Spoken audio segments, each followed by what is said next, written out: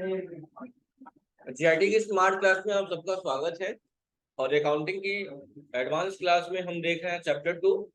और आज का जो टॉपिक है वो है पेमेंट परफॉर्मेंस ऑफ डेब्टर। ठीक है, कह रहा पेमेंट परफॉर्मेंस ऑफ डेब्टर मतलब कि रिसीवेबल टर्नओवर होता है। अच्छा, टर्नओवर क्या होता है मैं जिसे पूछूंगा वही बता। श्वेता बताइए, टर्नओवर क्या होता है?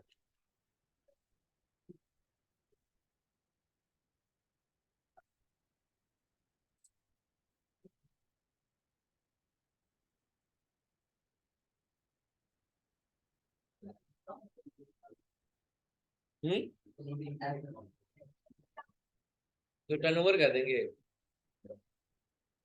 बहुत बड़ा राउंड बताया संजीव राय, बताइए टर्नओवर क्या है। बैठे बैठे बताइए, कोई बात नहीं, बताइए, आप बताइए कुछ। जो हम सेल करते हैं ना, वही जितनी का सेल करते हैं ना, वही हमारा क्या कहलाता है? टर्नओवर कहलाता है। क्या कहलाता है? टर्नओवर कहलाता है। जितनी का हम सेल करते हैं वो हमारा क्या कहलाता है? टर्नओवर कहलाता है। ठीक है, तभी तो आप लोग रेगुलर और कंपोजिशन डीलर की बात किए थे, जिनका टर्नओवर 1.5 करोड़ से ज्यादा हो वो रेगुलर हो जाते हैं, बिलो 1.5 करोड़ हो वो कंपोजिशन हो जाते हैं। ये सारी चीजें टर्नओवर मीन दैट कि कितना आप सेल कर रहे हैं। ठीक है,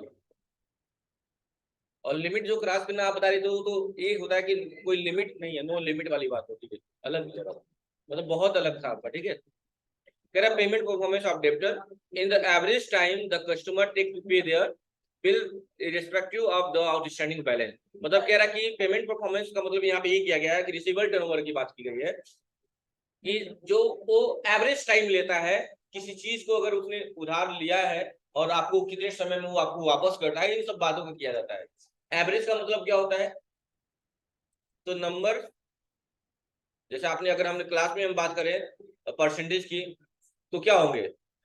मार्क्स क्या है अपान नंबर ऑफ स्टूडेंट, यही एवरेज होता है। या मान लो कल लड्डू बटने वाला है, number of laddoos and number of student, that is the average. मतलब एक आदमी के हिस्से में कितने लड्डू जाएंगे, वो क्या है? एवरेज है ना। लड्डू पे समझ जाएंगे, आपको पता है। नेक्स्ट क्या कह रहा है उसके बाद से? और डेट की बात किया, कह रहा it is quite possible that the receivable turnover is low and the payment performance is high. यानी कि रिसीवेबल टर्नओवर जो होता है आपका वो थोड़ा सा क्या होता है? वो कम होता है। कम क्यों कहा गया है? कि आप कोई सामान बेचते हैं ना, थोड़ा रिस्क भी लेना पड़ता है। आप जरूरी है कि जिसको बेचेंगे वो आपको तत्काल पेमेंट करे, वो टाइम लेगा। अगर 4 लाख का सामान दे रहा तो वो आपको हो सकता है 1 ही लाख पेमेंट करे, 3 लाख ड्यू लगा रहे। वही बात कर रहा है, इसलिए कह रहा है पेमेंट परफॉर्मेंस हाई होती है, indicated that the customer clear there outstanding but took a long time to do so. मतलब कि जो पेमेंट बचा हुआ है वो आपको प्राप्त करना है, उसमें कस्टमर क्या करता है? थोड़ा लंबा टाइम लेता है उस पेमेंट को क्लियर करने के लिए, ये बात कही गई है। ठीक है, correct. To check the payment performance on Tally the below given step, मतलब कि जो आप अगर ये चीज चेक करना है, आपको पेमेंट परफॉर्मेंस चेक करना है, तो उसके लिए कुछ फॉलो स्टेप को फॉलो करने होंगे जो नीचे दिए गए हैं। चलिए उनको देख लेते हैं। लिखा हुआ है कि अल्ट जी प्रेस करेंगे, रेशियो एनालिसिस में जाएंगे और क्या चेक कर लेंगे? आपका व्यू चेंज करके आप receive turnover in days versus word का F5 से डिटेल जो भी है, अल्ट F5 से। चलिए करते हैं, अल्ट जी में क्या सर्च करेंगे? Ratio analysis. इसका क्या चेक करेंगे? कंट्रोल एच, व्यू चेंज करने के लिए, वर्टिकल चेंज करना है या कैसा चेंज होता है ना, वो वर्टिकल हॉरिजॉन्टल टाइप, तो वैसा करने के लिए। और क्या कहा है? नहीं, कहा है receive turnover in a days, select Venus word और करेंगे ratio analysis, select ratio analysis report as appear Venus word. तो क्या है? रेशियो एनालिसिस है। और रेशियो एनालिसिस में किसका करना है? आपका क्या है? वेनस वर्ड क्या है? डेप्टर है, संडे डेप्टर है। देखो कहीं दिया हुआ है डेप्टर वाला, किसका सिलेक्ट करना है? वेनस वर्ड का। यहाँ पे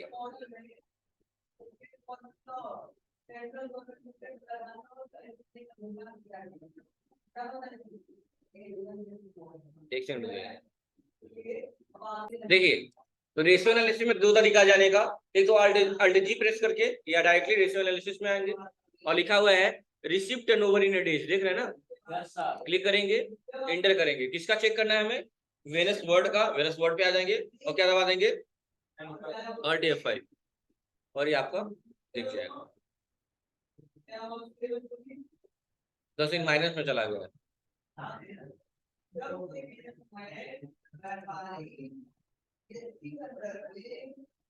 देख रहे हैं माइनस में दिखा रहा है, यहाँ पे स्क्रीनशॉट देखिए, स्क्रीनशॉट माइनस चिन्ह दिखा रहा है, मतलब स्क्रीनशॉट सही है ना, कोई दिक्कत? तो ऐसा काम करना है आपको।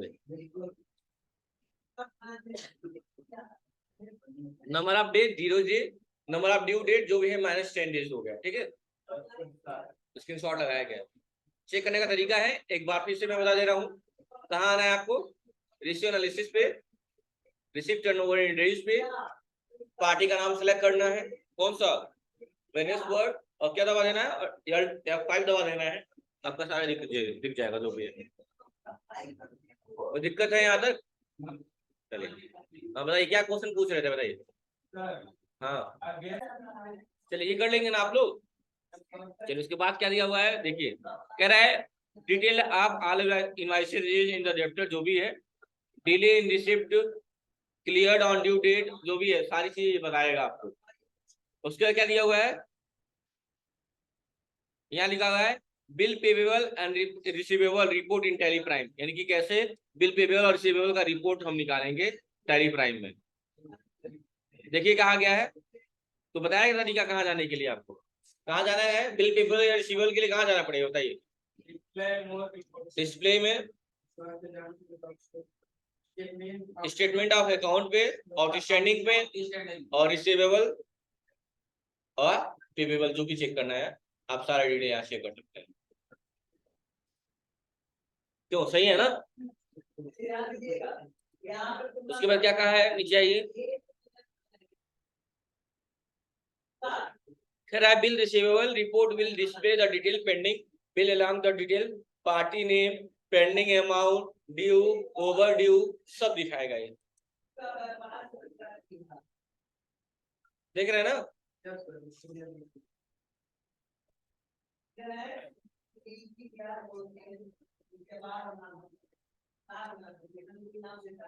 अब उसमें क्या कर लिया गया है, वेनस वर्ड का कर लिया गया, वेनस वर्ड का दिखा रहा है, और वेनस और सारी पार्टी है, सत्या, ठीक है। अब नीचे करेंगे थोड़ा सा, अब क्या क्या करने के लिए करें, कंट्रोल J दबाइए, और एक्सेप्शन रिपोर्ट निकालना होता है इसमें, कैसे करना है चलिए देखा रहता है। डिसेबल में आए और क्या दबा देंगे, कंट्रोल J, देख रहे हैं ना? अब कैसे आपको चेक करना, नेगेटिव लेजर चेक करना है, ओवर ड्यू रिसीवेबल या ओवर ड्यू पेबल, जो भी है, रिसीवेबल में आ गया, एक भी जी बता नहीं हुआ है, देख रहे हैं 0 डेज बचे हुए हैं, और पेमेंट करना पड़ेगा इसका या रिसीव करना पड़ेगा, जैसा भी होगा। रिसीवेबल है तो प्राप्त करेंगे कि देंगे, प्राप्त करेंगे, यानी आपका ये डेब्टर है, समझ रहे हैं ना? ऐसे ही आपको ये चेक करना है, तो ऑडिशनिंग में पेबल में आ गए, पेबल में आने के बाद क्या दबाएंगे, कंट्रोल J दबाएंगे, यहाँ पे भी कंट्रोल के साथ J, इसमें भी वही कर लेंगे, ओवरड्यू, पेबल, रिसीवेबल, जो भी है, पेबल नहीं है,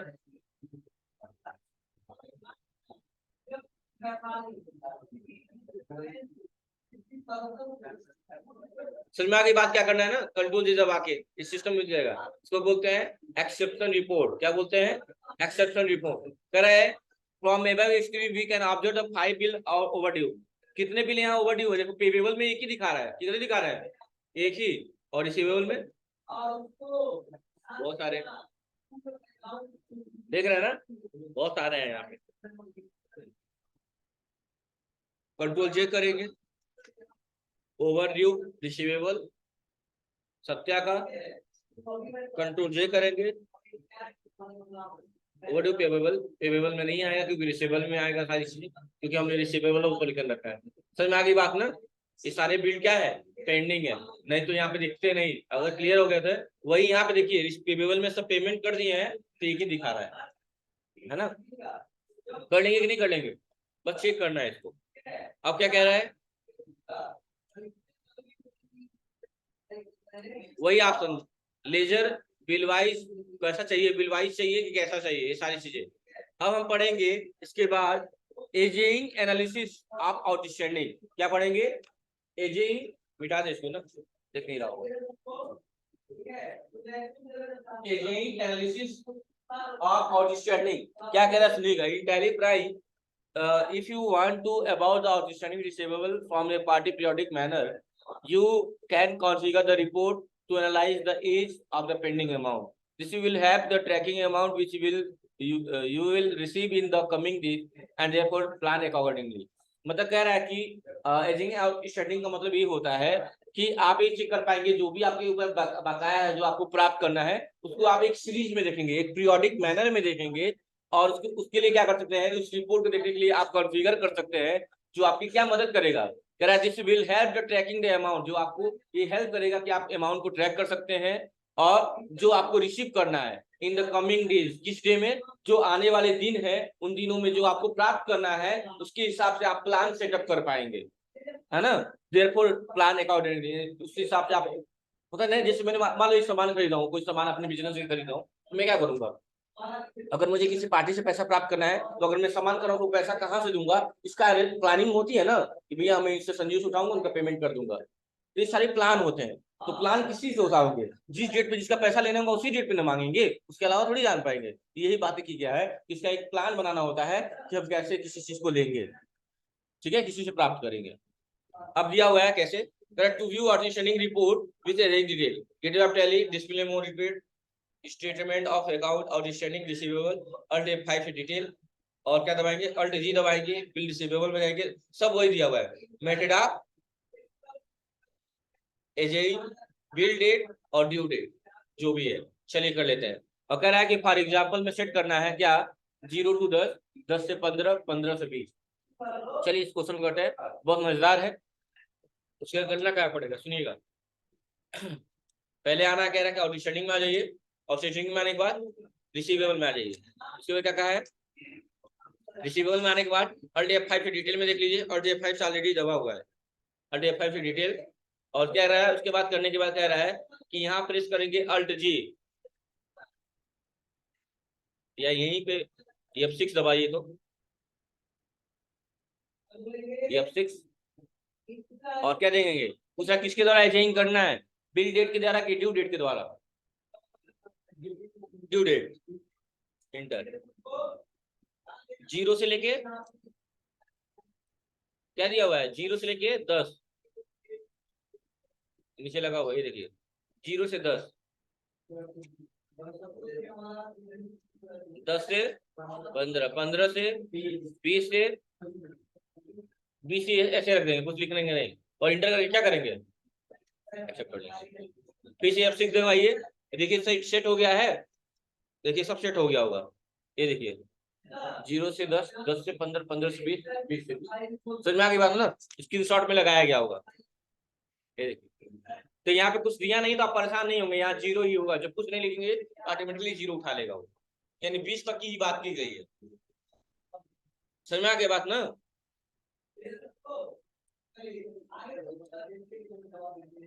और क्या करेंगे, इसको इंटर करके एक्सेप्ट कर लेंगे। देखिए ये नया सेक्शन खुल गया आपका, ड्यू ऑन 1 मई, 2 मई, 2 अप्रैल, कब कब ड्यू डेट आएगा सबका आगे से पहले आ रहा था, नहीं आ रहा था, देखिए आने लगा, ड्यू डेट आने लगा, इससे पहले नहीं आ रहा था, देखिए सेक्शन बढ़ गया, इससे पहले नहीं था, देखिए एक सेक्शन बढ़ गया, लास्ट लाइन डेट आने लगा, किस डेट पे क्या करना है।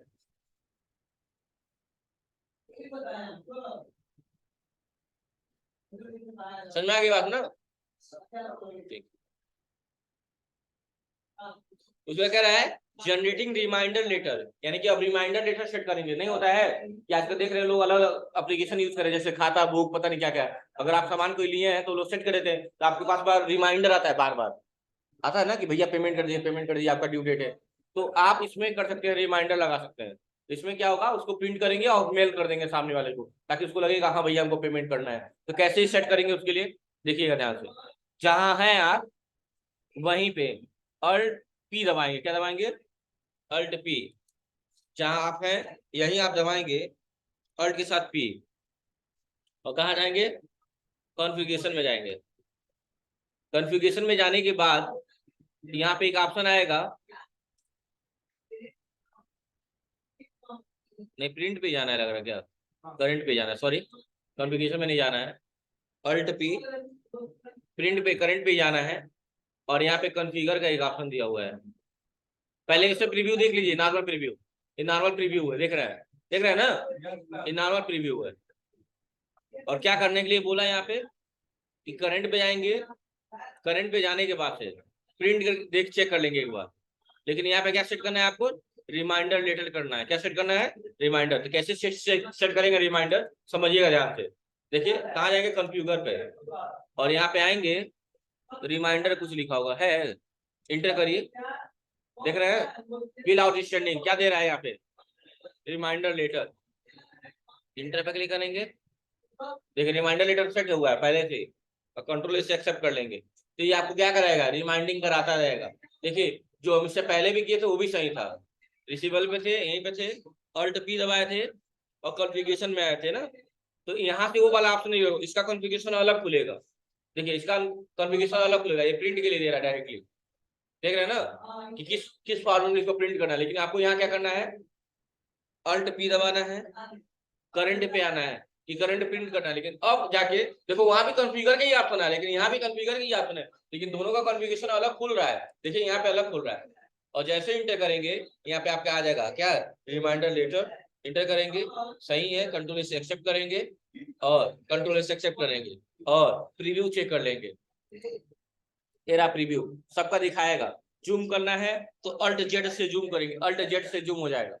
और कैसे चेंज करेंगे, किसका आ रहा है, हरी इलेक्ट्रॉनिक्स का, पार्टी का नाम क्या है, यही इसी का पीडीएफ बना के जो भी करना है मेल कर देंगे सामने वाले को, ताकि उनको रिमाइंडिंग जाता रहेगा। और पेज अप पेज डाउन से इसको चेंज करते रहेंगे। देखिए पेज डाउन से सत्य आ गया, पेज डाउन से वेनस आ गया, बस वेनस ही था ना, वेनस था, सत्या था, हरी। आ रहा कि नहीं आ रहा है, लिख लीजिएगा, नहीं तो पता होगा ही। पेज अप डाउन से आपका ये चेंज होता रहेगा, जूम करने के बाद।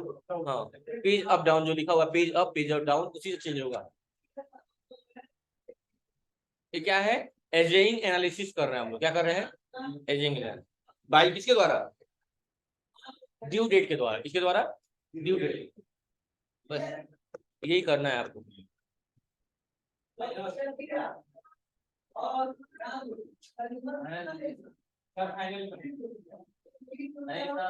इसके बाद कुछ दिया है, नहीं